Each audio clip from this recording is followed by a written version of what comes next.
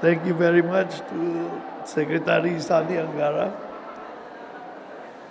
Uh, well, to the members of the House of Representatives present, Congressman Joboy Aquino, our provincial governor, Governor Santiago Cane Jr., San Francisco Municipality Mayor Grace Carmel Bravo, our Vice Governor, Vice Governor Plaza, good afternoon. Local officials present, our beloved newly appointed, promoted teachers and school heads present, fellow workers in government, other distinguished guests, ladies and gentlemen, mayong adlaw sa inyong tanan. Isang karangalan po para sa akin ang maging kinatawan ng Pangulong Ferdinand R. Marcos Jr. sa pagdiriwang na ito. At isang pribilehiyo na makasama ngayon araw ang mga guro at school heads sa Caraga Region na patuloy na nagsisilbi sa gumagabay sa ating mga kabataan. Hindi man po personal na nakadalo ang Pangulo, naghanda po siya ng talumpati na malugod kong ibabahagi sa inyo. Ito yung message ng presidente natin. Pero binabati ko po ang lahat ng mga taga Caraga Region, isang rehiyon pinagpala sa ganda ng kalikasan at tahanan ng masisipag nating kababayan. Tulad po ng ating mga guro at school heads na nanunumpa sa araw na ito. Matagal ninyong hinihintay ito dahil sa mahabang panahon, alam natin nahihirapan kayo sa bagal ng promotion. Taon ang hinihintay, ang iba dekada na. Bago magkaroon ng pagkakataong umangat mula Teacher 1 patungong Teacher 3 o sa mas mataas pang posisyon.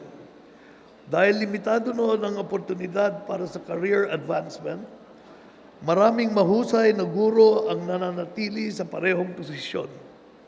Isa ito sa mga dahilan kung bakit natin isinulong ang Expanded Career Progression or ECP system.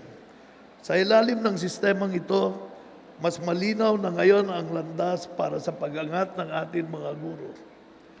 Mayroon ng dalawang direksyon na maaari ninyong tahakin, ang classroom teaching o ang school administration.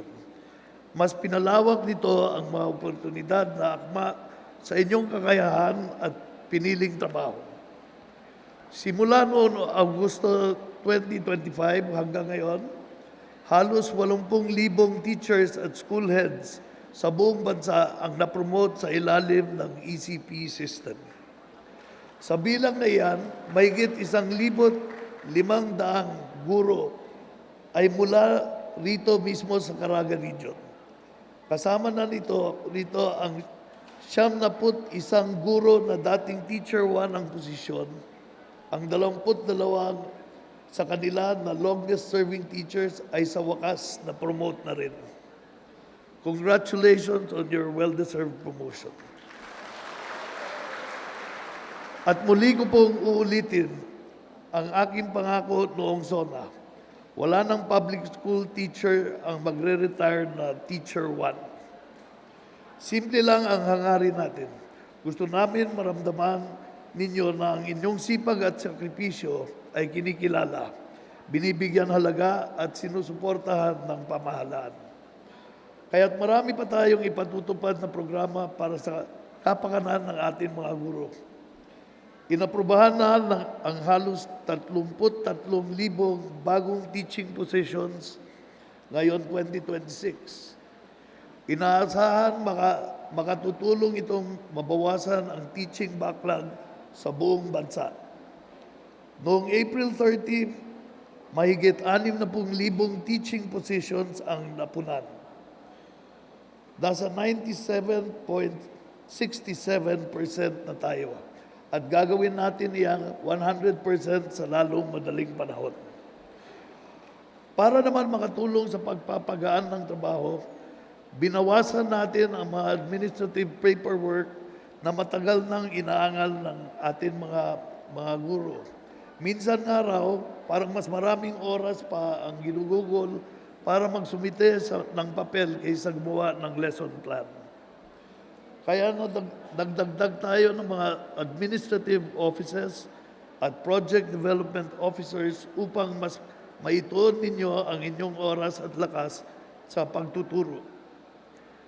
Hindi lang mga posisyon ang dinagdag natin, pati na rin ang mga benepisyo.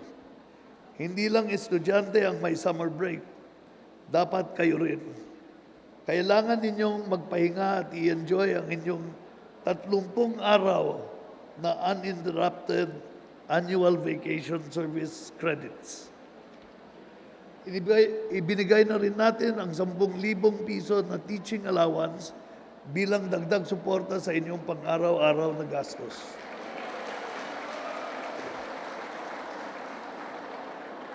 Pinalawak na din ang coverage ng special hardship allowance para sa mga magigiting natin guro at DepEd personnel na nasa malalayong lugar. Mga ma'am at sir, hindi ako magsasawang magpasalamat sa inyong pagmamahal, dedikasyon at pasensya. Totoo naman na ibang klase ang pasensya ng mga guro. Minsan, sariling magulang na ang sumusuko sa kakulitan ng mga anak nila. Pero ang mga teacher, tuloy pa rin. Kayo po talaga ang humuhubog sa mga kabataang Pilipino na maging disiplinado, marespeto at matatag. Kaya habang kayo ay nanumpa ngayon araw, isa puso ninyo rin ang dakilang tungkulin na hubugin ang kinabukasan ng ating bayan. Makakaasa kayo na narito ang inyong gobyerno, katuwang ninyo sa pag-angat ng inyong trabaho at ng inyong pamumuhay. Daghang salamat kaninyong tanan. Mabuhay ang mga guro at mabuhay ang bagong Pilipinas. Iyan na po ang mensahe ng ating Pangulo. Binabati ko pong muli ang mga newly promoted teachers at school heads dito sa Caraga. Labis po ang aming paghanga sa inyong pagsisikap na hubugin ang ating kabataang Pilipino.